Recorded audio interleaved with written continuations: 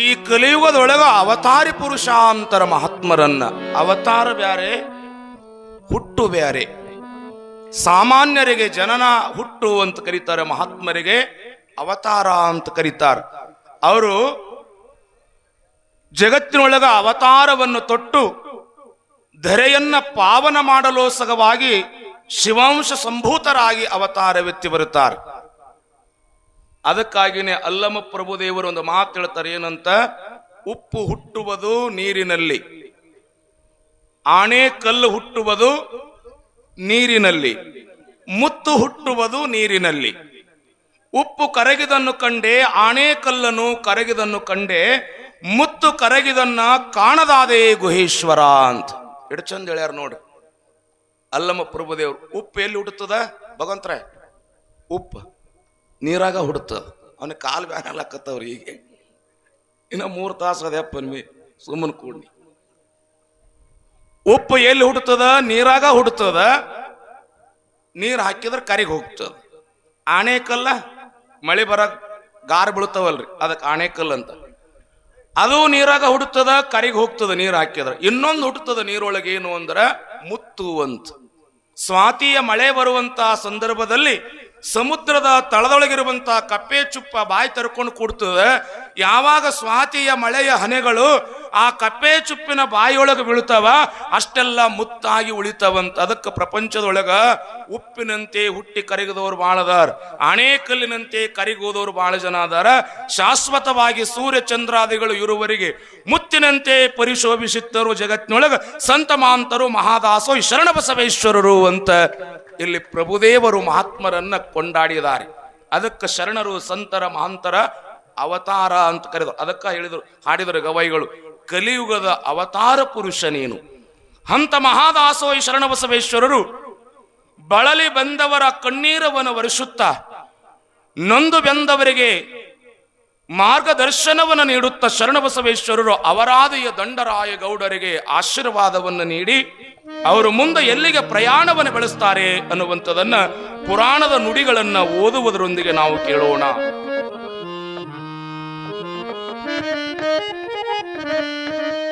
ಶರಣನ ಬೆಳಗುಂಪಿಸಿ ಮೇಗೆ ಬರುವನ ತರೋಳಲ್ಲಿ peer ದೊರೆಯ ತೀರದಿ ನಿಂದು ಶಬರಂ ಕರ್ಣಶೂಲೆಯಲಿ ಕೊರಗಿ ಬಹುದಿನ ಬಲ್ಲ ವೈದ್ಯರ ಪರತರ ಔಷಧವ ಮುಗಿಸಿ ಬಹುದನ ಸುರಿದೋಡು ದಿನ ದಿನಕ್ಕೆ ಬೆಳೆಯುವುದು ರುಜಯದು ಮತ್ತಿಷ್ಟು ಬೇಸರಗೊಂಡು ಸಾಯಲಪ್ಪಿದನು ಸಾಯಲಪ್ಪಿದನು ಸಾಯಲಪ್ಪಿದನು. ಜಯ ಮಂಗಲಂ ಜಯ ನಮ ಪಾರ್ವತಿ ಶಿವನ ಶರಣಬಸವೇಶ್ವರ ಮಹಾರಾಜ ಕಿ.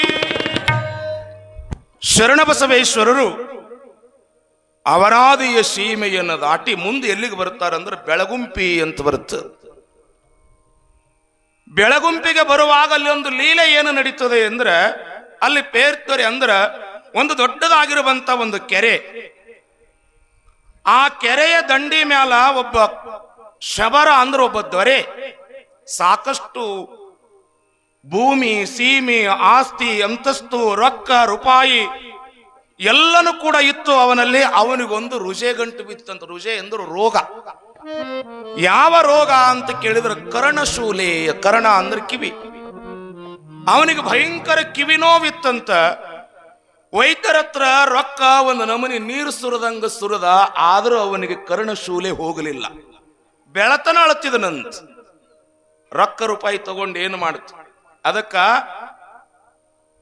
ಔಷಧಿ ರೊಕ್ಕ ಕೊಟ್ಟು ಖರೀದಿ ಮಾಡಬಹುದು, ಆರೋಗ್ಯ ಖರೀದಿ ಮಾಡಕ್ಕಾಗುವುದಿಲ್ಲ. ಹೌದಿಲ್ಲ? ಹಾಸಿಗೆಗಳು ರೊಕ್ಕ ಕೊಟ್ಟು ಖರೀದಿ ಮಾಡಬಹುದು, ಮುಂದೇನು ಖರೀದಿ ಮಾಡಕ್ ಬರೋದಿಲ್ಲ. ನಿದ್ದೆ ಖರೀದಿ ಮಾಡಕ್ ಬರೋದಿಲ್ಲ. ಅವ ಕುಂತು ಅಳತಿದ್ದ. ಮನಿಯೊಳಗ ಹೆಂಡ್ರು ಮಕ್ಕಳು ಬೈಯಾಕತ್ರಂತ, ನಿನ್ನ ಕಿಟಿಕಿಟಿ ಸಾಕಾಗಿ ಹೋಗ್ಯದ, ಎಷ್ಟರೇ ಬೆಳತನ ಅಳುತ್ತಿದಿ, ನಮಗ ನಿದ್ದೆ ಆಗವಲ್ದು ನಿನ್ನ ಸಲುವಾಗಿ, ಎಲ್ಲರೇ ಬಿದ್ದು ಸಾಯಬಾರ್ದ ಅಂದಳಂತ ಕಟ್ಟಿಕೊಂಡಿರುವಂತ ಹೆಂಡತಿ. ಇಷ್ಟು ಮನಸ್ಸಿಗೆ ತಾಪಾಯಿತು ಅವನಿಗೆ. ರೊಕ್ಕ ರೂಪಾಯಿ ಬೆಳ್ಳಿ ಬಂಗಾರ ಮುತ್ತು ರತ್ನ ಏನೆಲ್ಲ ಗಳಿಸಿದೆ, ಮಡದನೇ ನನ್ನನ್ನ ಸಾಯಿ ಅಂದಾಳಂದ ಮೇಲೆ ನಾನಿನ್ನ ಬದಿ ಕುಳಿಬಾರದು ಅಂದ. ನಾನಿನ್ನ ಬದಿ ಕುಳಿಬಾರದು ಅಂದ. ಬೆಳಗುಂಪಿಯ ಊರು ಹೊರವಲಯದಲ್ಲಿ ಒಂದು ದೊಡ್ಡ ಕೆರೆ, ಆ ಕೆರೆ ದಂಡಿ ಮ್ಯಾಲ ಒಂದು ದೊಡ್ಡ ಕಲ್ಲು ಕಟ್ಟಿಕೊಂಡು ಇನ್ನು ಕೆರೆಯೊಳಗೆ ಹಾರಿ ನಾ ಸಾಯಬೇಕು ಅಂತ ನಿಂತಿದ್ದ ದೊರೆ ಶರಣರು ಆ ಕಡೆಯಿಂದ ಬರ್ತಿದ್ರಂತ. ಶಿವದೋಂ ಶಿವದೋಂ ಶಿವದೋಂ ಅಂತ ಬರುವಾಗ, ಏಪ ಯಾರು ತಡಿ ತಡಿ ನೀನು ಅಂದ್ರು ಶರಣ ಬಸವೇಶ್ವರ. ಅವಸರ ಮಾಡಕ್ ಹೋಗ್ಬೇಡ ತಡಿ. ಹಂಗ ಬರ್ತಾರ ಶರಣರು. ಹಣೆಯ ಮೇಲೆ ತ್ರಿಪುಂಡ ಭಸ್ಮ, ಕೊರಳೊಳಗ ಲಿಂಗರುದ್ರಾಕ್ಷಿ, ಬಿಳಿಯ ರುಮಾಲ ಕಷಯಂಗಿಯನ್ನು ತೊಟ್ಟು ದಡ ದಡ ದಡದನೆ ಬಂದರು ಶರಣರು. ಬಂದು ರಟ್ಟಿ ಹಿಡಿತಾರ ಅವನನ್ನು. ಯಾಕಪ್ಪ ಏನಾಗ್ಯದ ನಿನಗೆ, ಯಾಕೆ ಸಾಯ್ತಾ ಇದೀಯಾ, ಏನ್ ನಿನ್ನ ಕಷ್ಟ ಅಂತ ತಿಳಿದು ಮಹಾದಾಸೋಹಿ ಶರಣ ಬಸವೇಶ್ವರರು ಕೇಳುತ್ತಾರೆಯಪ್ಪ, ಈ ಬೆಳಕುಂಪಿಯೊಳಗ ನಾನೊಬ್ಬ ದೊರೆ ಶಬರ, ಸಾಕಷ್ಟು ರೊಕ್ಕ ರೂಪಾಯಿ ಬೆಳ್ಳಿ ಬಂಗಾರ ಎಲ್ಲನೂ ಗಳಿಸೀನಿ. ಆದ್ರೆ ಈ ನನಗೆ ಕಿವಿಶೂಲೆ ಅಂದ್ರ ಕರ್ಣಶೂಲೆಯಿಂದ ಬಳಲ್ತಾ ಇದ್ದೇನೆ. ಮನೆಯೊಳಗ ಹೆಂಡ್ರು ಮಕ್ಕಳು ಯಾರು ನನ್ನ ಸೇರುವಲ್ರು, ಯಾರು ನನ್ನ ಪಾಲಿಗಿಲ್ಲ, ನನ್ನ ಬಿಡ್ರಪ್ಪ ನಾ ಸಾಯಬೇಕು ಅಂತ ತಿಳಿದು ಅನ್ನುವಾಗ ಶರಣರಂತಾರೆ, ಎಂತ ಹುಚ್ಚ ಇದೆಯೋ, ಬಹುಜನ್ಮದ ಪುಣ್ಯದಿಂದ ಮನುಷ್ಯ ಹುಟ್ಟಿ ಬರ್ತಾನಂತ.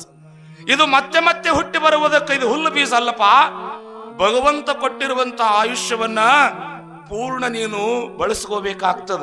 ಕಷ್ಟ ಬಂದದಂತ ಸತ್ಯ ಅಂದ್ರ ಆತ್ಮಹತ್ಯೆ ಮಾಡ್ಕೊಂಡ್ರ ಅಂತರ ಪಿಸಾಸಿಯಾಗಿ ತಿರುಗಬೇಕಾಗ್ತದಪ್ಪ. ಬ್ಯಾಡ ಸಾಯೋದು, ಆತ್ಮಹತ್ಯೆ ಮಹಾಪಾಪ ಅಂದರು ಶರಣರು.